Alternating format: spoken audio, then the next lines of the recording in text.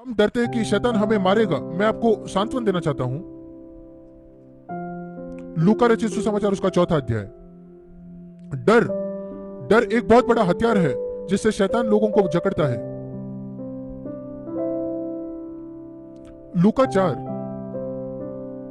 यीशु मसीह प्रचार कर रहा था आराधनालय में नासरत में, और उसके खत्म करने के पहले लोग उससे इतना क्रोधित हो गए।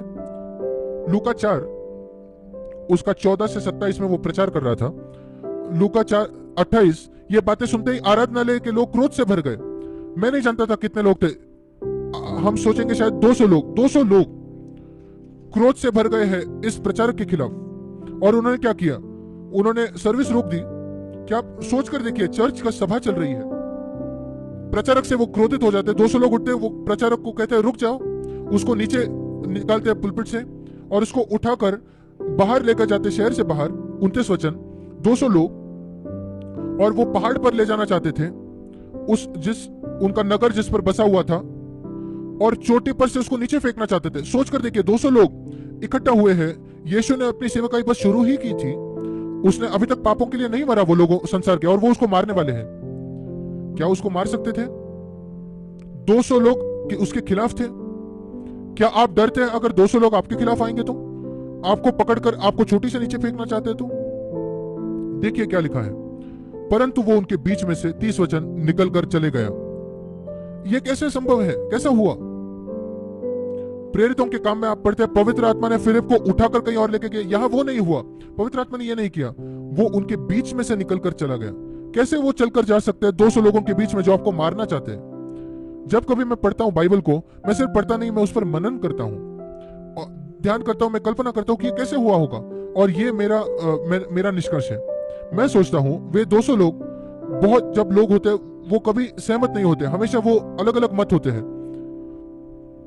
मैं सोचता हूं कि वो शायद चर्चा कर रहे थे, हाँ हमें चोटी से नीचे फेंकना है। दूसरा एक व्यक्ति कहता है हम पूर्व से उसको नीचे फेंकेंगे, दूसरा कहता है नहीं हम पश्चिम से नीचे फेंकेंगे, एक और व्यक्ति कहता है नहीं दक्षिण से हम उसको फेंकेंगे। और फिर उनकी आर्ग्यूमेंट होती है, झगड़ा होता है वहां 200 लोगों के बीच, किस चोटी से हम नीचे फेंके यीशु को। और जब ये चर्चा हो रही है, यीशु चुपचाप वहां से निकल कर चला जाता है। और अंतिम वो जब निर्णय लेते हैं हम उनको यहां फेंकेंगे, और जब वो यहां वहां देखते तो यीशु वहां है ही नहीं। परमेश्वर को हमेशा हमेशा छुड़ाना नहीं पड़ता अलौकिक तरीकों से। उसने मुझे कई बार छुड़ाया है बहुत स्वाभाविक तौर पर। हाँ, लोगों ने मुझे भी मारने की कोशिश की है। वास्तविकता में परमेश्वर ने मेरी सुरक्षा की। मैं नहीं डरता, मेरा विश्वास नहीं है। एक संत ने कहा, मैं अमर हूं जब तक मेरे जीवन का काम पूरा नहीं होता। मैं अमर हूं जब तक मेरे जीवन का काम नहीं पूरा होता, क्योंकि मेरा कोई इस पृथ्वी पर महत्वाकांक्षा नहीं, बस ये कि मैं प्रभु की इच्छा पूरी करूं। मेरी कोई महत्वाकांक्षा नहीं पैसा कमाऊं, आदर कमाऊं, या सिर्फ वो काम पूरा करने के लिए जो परमेश्वर ने मुझे इस पृथ्वी पर भेजा। और मेरे भाई ये आपके लिए भी है, मेरे बहन आपके लिए भी। अगर आपकी कोई और महत्वाकांक्षा नहीं है इस पृथ्वी पर कि परमेश्वर का काम आप पूरा करें जो उसने करने के लिए भेजा, आप भी अमर रहेंगे जब तक आपके जीवन का काम पूरा नहीं होता। इसलिए हम नहीं डरते। इस झील में अगर कोई आंधी आ जाए कोई बात नहीं, हम नहीं डूबेंगे, मसीह हमारे साथ है और वो हमें ले जाएगा पार किसी ना किसी तरीके से। उसने आपको, मैं जानता हूं उसने मुझे कई एक्सीडेंट से सुरक्षित रखा है, दुर्घटनाओं से। मैं एक स्कूटर चलाता था भारत में 42 वर्षों तक, क्योंकि मैं उतना ही ले पाता था। मैं उस स्कूटर से नीचे गिरा, पर मेरी कभी मृत्यु नहीं हुई, मैं कभी ज्यादा चोटिल भी नहीं हुआ। अद्भुत है, परमेश्वर ने आपको भी सुरक्षित रखा है कई एक्सीडेंट से, कई दुर्घटनाओं से। उसके आपके जीवन के लिए एक योजना है।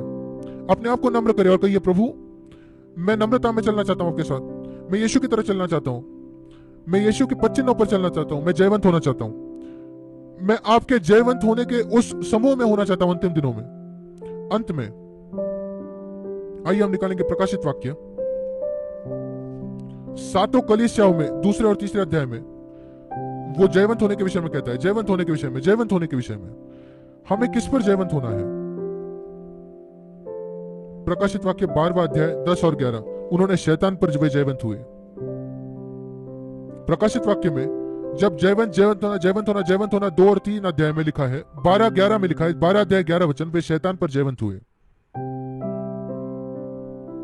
और यहां लिखा है प्रकाशित वाक्य 3:21 में, अगर आप इस प्रकार जयवंत होंगे तो एक दिन तुम मेरे साथ सिंहासन पर मैं अपने बैठाऊंगा, जिस प्रकार मैं खुद जयवंत हुआ। क्या आप ये देखते हैं, यीशु मसीह ने हमारे लिए एक उदाहरण रखा है जय पाने में। उसने सारे प्रलोभनों पर जय पाई, पाप करने के, उसने इस संसार के आकर्षणों पर जय पाई, और जब शैतान ने उसको प्रस्तुत किया तो उसने कहा नहीं, और उसने शैतान पर वो जयवंत हुआ और शैतान हरा दिया गया उस क्रूस पर। इस वजह से हम जय पाते हैं। इब्रानियों की पत्री उसके दूसरे अध्याय में लिखा है 14 वचन, इब्रानियों 2:14, क्यों यीशु मसीह ने रक्त, लहू और मांस का वो सहभागी हुआ, सिर्फ हमारे पापों के लिए मरने के लिए नहीं। इब्रानियों 2:14, कई लोग इसको नहीं जानते, वो मांस और लहू का भागी हुआ ताकि वो मृत्यु के द्वारा वो हमारे पापों को क्षमा करे, वो एक बात है, पर वो शैतान को निकम्मा कर दे, उसको नाश करे। ये नहीं, शैतान का नाश नहीं किया गया, पर उसकी सामर्थ निकाल ली गई, वो निकम्मा कर दिया गया है। एक सांप, उसको मार दिया नहीं गया, पर उसको लकवा मार दिया है मानो। शैतान बहुत स्वस्थ है दूसरे मसीहों के लिए, पर मेरे लिए वो उसको लकवाग्रस्त है। वो जिंदा है पर उसकी सामर्थ नहीं है। एक आतंकवादी जिससे सारे हथियार छीन लिए गए हैं, और मेरे पास अब हथियार है, मैं उससे नहीं डरता। और क्यों उसको निकम्मा कर दिया गया है? ताकि वो हमें छुड़ाए जो मृत्यु के भय में जीते थे अपने जीवन भर, मृत्यु के जीवन में और शैतान के डर में। याद रखिए इब्रानियों 2:14 और 15, क्यों मसीह उस क्रूस पर मरा? शैतान की सामर्थ को निकाल लेने के लिए, ताकि हम सारे डर से आजाद हो जाए जीवन भर। वो है जयवंत होना, और यही हम प्रकाशित वाक्य की किताब में पढ़ते हैं। अंत तक जयवंत होने के विषय में लिखा है, जयवंत होना, जयवंत होना। प्रकाशित वाक्य 2 अध्याय, प्रकाशित वाक्य 3 अध्याय, जयवंत होने, जयवंत होइए, जयवंत होइए, और अंत तक हमें जयवंत होना है। अब मैं जाऊंगा प्रकाशित वाक्य 22 अध्याय, प्रकाशित वाक्य 22 अध्याय और उसका 12वां वचन। देख मैं शीघ्र आने वाला हूं, प्रभु कहता है, और हर एक के काम के अनुसार बदला देने के लिए प्रतिफल मेरे पास है, हर एक व्यक्ति को देने के लिए जो उसने उसके काम के अनुसार। और मैं अंत करना चाहता हूं अंतिम वचन के साथ जयवंत के विषय में। प्रकाशित वाक्य 21:7, इसको ध्यान से सुनिए।